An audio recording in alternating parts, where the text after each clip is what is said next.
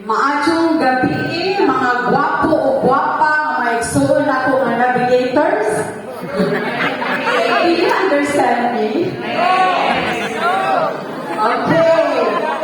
Wait. The teacher has to prepare. You know, actually, I'm not the one asked to share, but I was volunteered by someone, and I'm obliged to report myself for the sake of my sponsor. While waiting, may I just tell you, my coming here is quite a challenge. We were left by the plane, but by God's grace, He allowed me to enjoy a comfort class. It's my first time to enjoy the lounge of PAL Airlines. Wow! And then, aside from that, ang beauty ko nagsolong hinatid ng mga BSF friends ng friend ko, ang sponsor ko na si Lani Gador. So, praise God, it is indeed His will that I will be here for the reason that we had a flat tire there. A flat tire just, let's say, 30 minutes after we left the airport. However, here I am, quite confident to face you. As I had an interaction with some of the holier navigators, and somebody reacted, no, do not say that, because I think, if ever there's the sprinkling of the holy water, there is that, how to call it, kind of sound, as if there's a reaction because of the holy water. But my point here is that, I know that as children of God, God really wants to see the best in us. He doesn't want us to settle with our less standard. So as I listen to them, oh my goodness, mine is just a repetition. But I'm also, once again, I'm confident to share to you because I have my unique calling of God. So, had I introduced myself properly in the chair. So, Anisita Apit Romero from Butchul. Ninja, I mo patay ninja.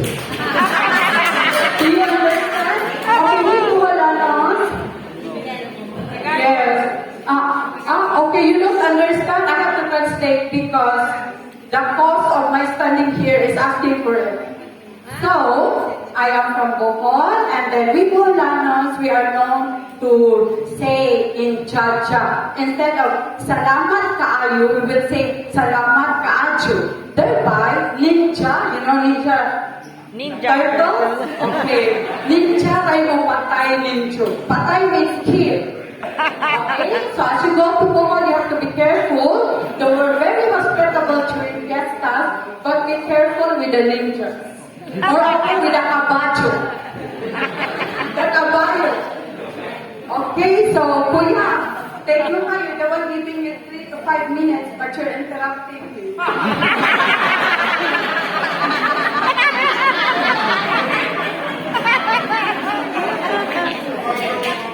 Trying my best to follow guidance because I'm a teacher, but my teacher now is the one, okay, you know already what I mean. So, I got involved with the navigators in my college days at the University of the Philippines, Cebu. A fellow Boholana, Fidelina Dilen Evangelista, brought me to the group. But sad to say, Ate Dilen has gone ahead of us. After her death, I tried to provide emotional support for her 2 children. It is because, you know, we're so blessed to be called by God, and her life was used as an instrument, and I really feel, not really the responsibility, but how would I describe it? I think I should share the blessing that I have, especially to Ate Dilen's children. Single blessed. Okay, so I tried to provide emotional support to her children through visitation and Bible studies, but sad to say, it didn't last long. But from then, I made it a point to be updated with their lives through our interaction in the social media, especially with her daughter. Her other child is a son. Now, guideline. Part 1, I'm done. Part 2. How does the navigator's family impacted my personal life and growth? Okay, hala. Sino kaya ang naka-impact sa buhay ko? Meron kaya sa navigators? That's the question. Okay, actually, it's the unconditional love that I felt from Ate Dylan, Flora Reynes, who I consider my best friend in the Nabs family, and Ate Julie Dago. It is with Ate Julie in which this unconditional love was first identified when I was not feeling well during a youth camp in my college days. I won't elaborate because time is limited. Now, talking about my transformation, challenges, and successes in my discipleship making, as pointed out by Koya Cho, but just to say, I'm not yet a maker of disciple. I'm still a beginner. So let's say my transformation, challenges, and successes in my evangelism. Because I explained, actually I'm 57 years old, but I act 7 years old. Now, what I mean is that this took me to be young. Possibly because during my generation at UPC po, we were pampered. Yeah. Oh, kasalanan yun sa mga sa amin, nag-disciple. In fact, I question myself, how come our generation is not multiplying? You know, navigators are good in one-on-one. What happened? At the end, we're not one of those. I really love to make jokes. Is it serious in my face? Is it obvious? Is it obvious in my face? Okay, but anyway, here I am. I'm still to start transformation challenges and successes in my evangelism. Ladies and gentlemen, standing before you is a PPWD, productive person with disability. Oh! Do not question us about productivity. Okay, why am I a PWD? I had 2 episodes of depression and 2 cancer cases. Firstly, ovarian and then breast cancer. But praise God, it's not a metastasis case. They are separate cases. Now, comparing the two, it's better to have cancer because people tend to have sympathy on you. But once you are depressed, they tend to label you as praning. Kung depressed, you are labeled as praning. May pa daw na cancer kay maluwi ang tao. My depression phases were the worst values in my life so far. So I'm expecting for No more! pardon? No more! No more? By God's grace. You're not God.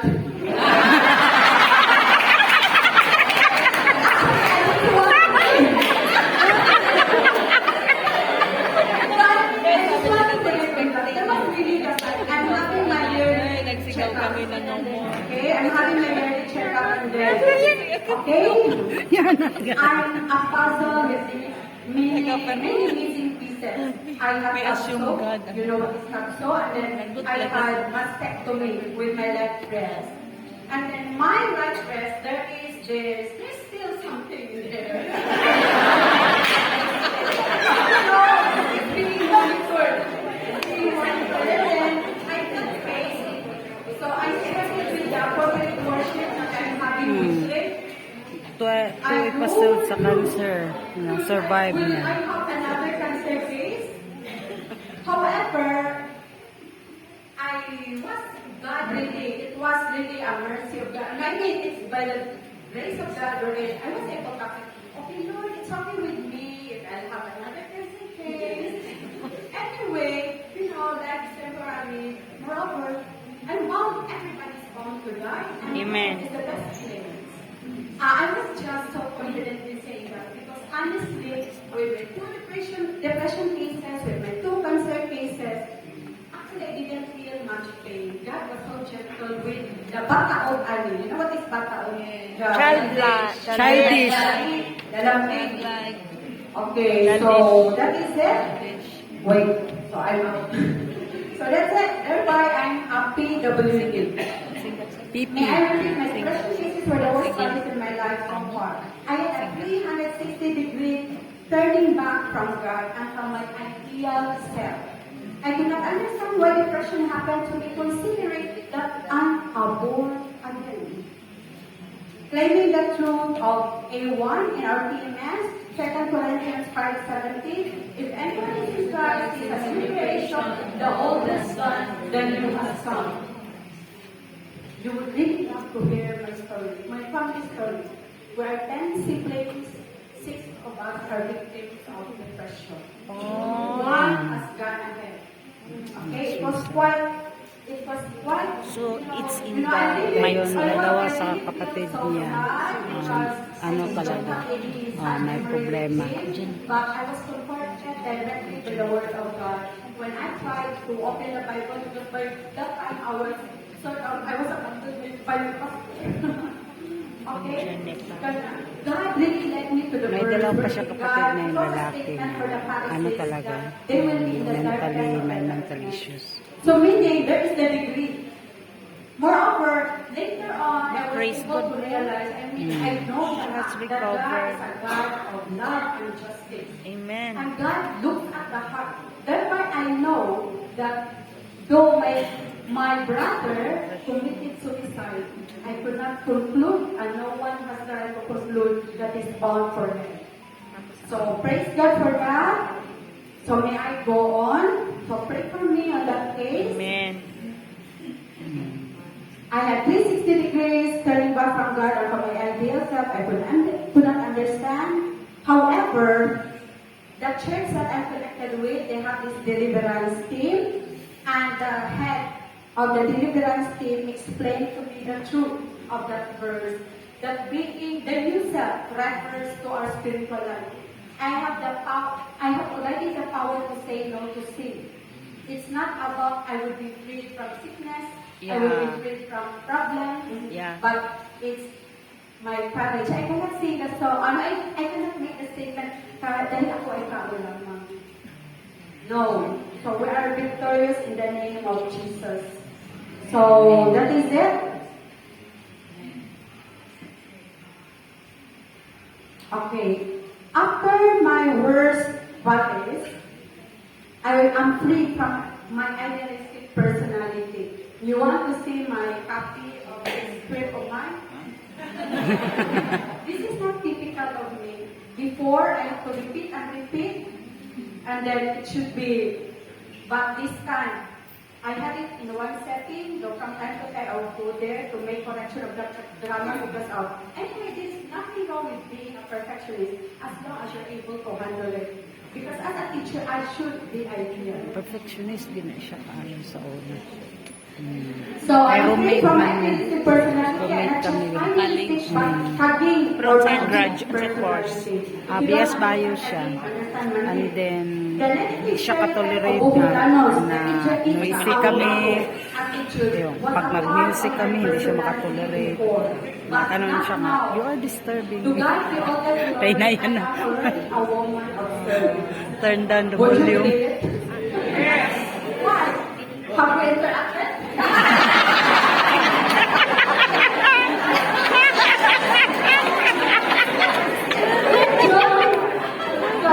Joke like, Okay lang. I am not free from the curses and wrong in my family.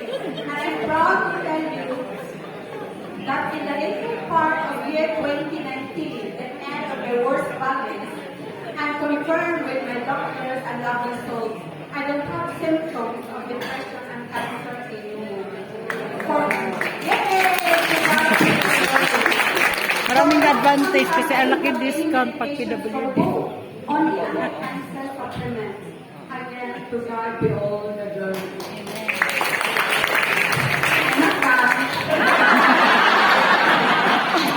Kanala. Kanala.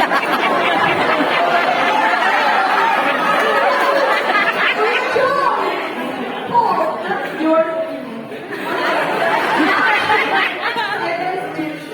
okay, back to my discipleship making or my evangelism. My work life made me efficient for God's ministry.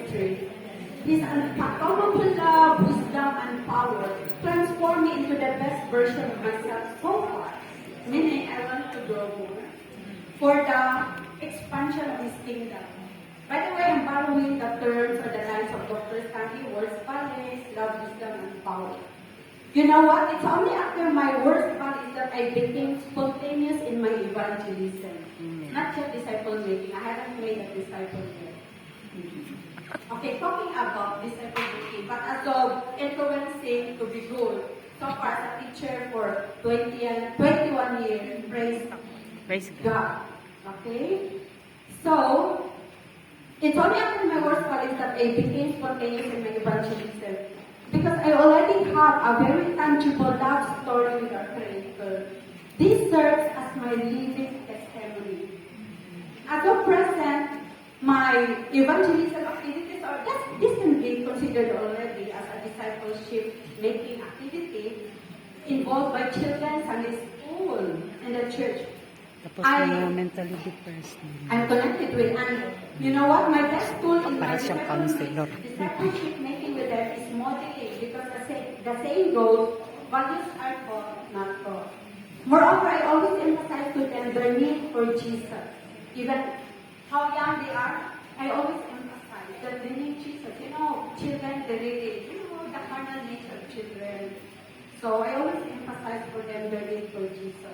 Amen. And the word through memory verses. My second discipleship making activity is my counseling, or to say, being an alongside to my fellow depression victims. May I give one? Thank you, sir. May atris, may laway. So my second discipleship making is my counseling of the same, my being an alongside to my fellow depression victims. And I consider this as my unique ministry. Yeah. Here, my roommates before, they're not in here, I'm in here. This is my unique ministry. Since I believe that only those who are depressed can truly understand those who are undergoing depression. My best tool for this is to establish relationship with them. You really need to get their trust for them to open up with you. And praise God, with my former elementary pupil, who's in college level now, it is only with me, not even with her doctor, that she Bata opened man good po siya. some things. Not even to her mom, Older pa yun sa but to akin. me. So God be Older the pa yun sa glory. akin. But I do encourage her to tell everything to her doctor for the doctor to effectively help her. By the way, Ilan I yun siya have na an ongoing parang chat kinakounsel study with his niya. former Mga depressed. pupil together with her mom, and then also with my brother, the youngest one. And I'm glad to tell you that Ati Delia is my mentor in carrying out this journey study. I'm not ever ongoing, so one pace at a time. And then to end up, so I'm ready to end.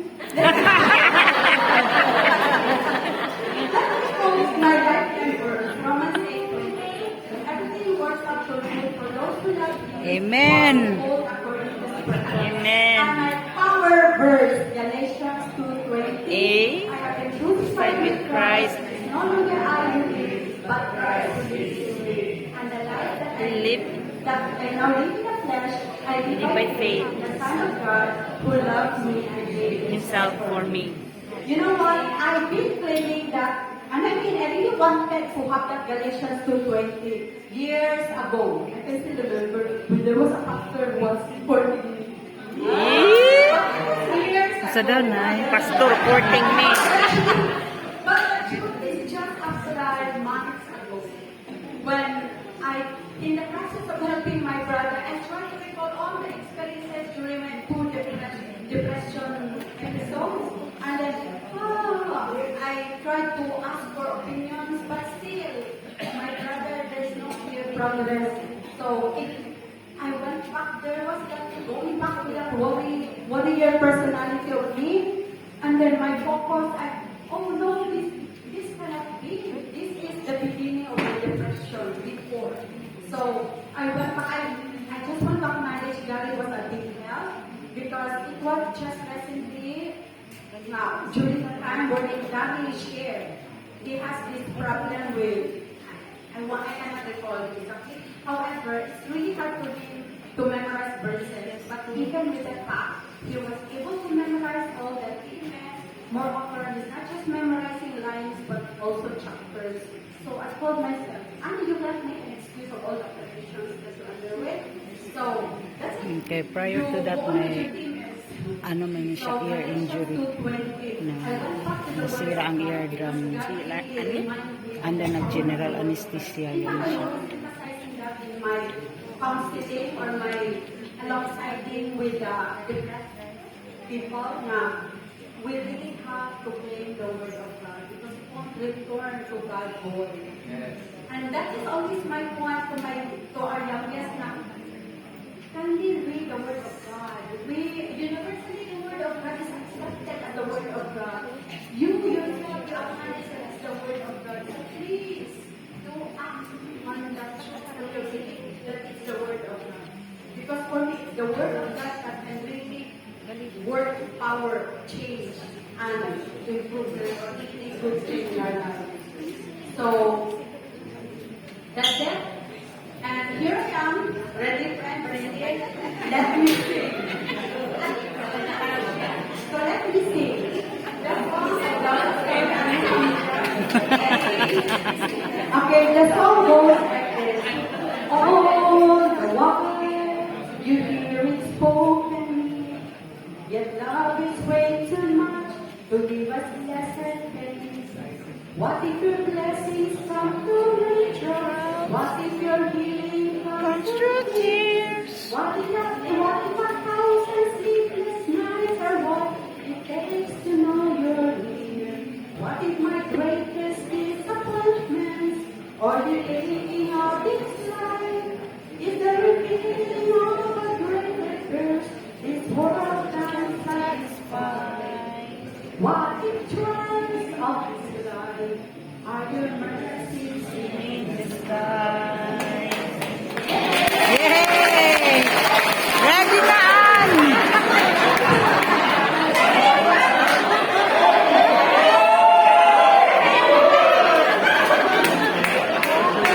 I want to find out is this time.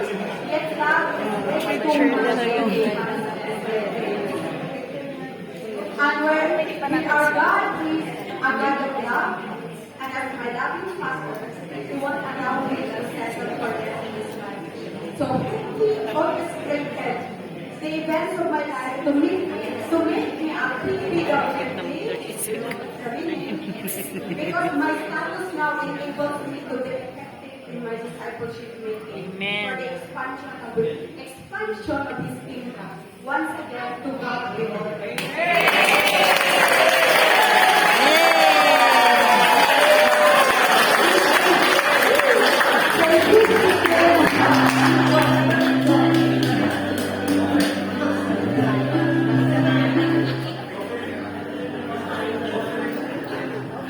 Mag-operate na.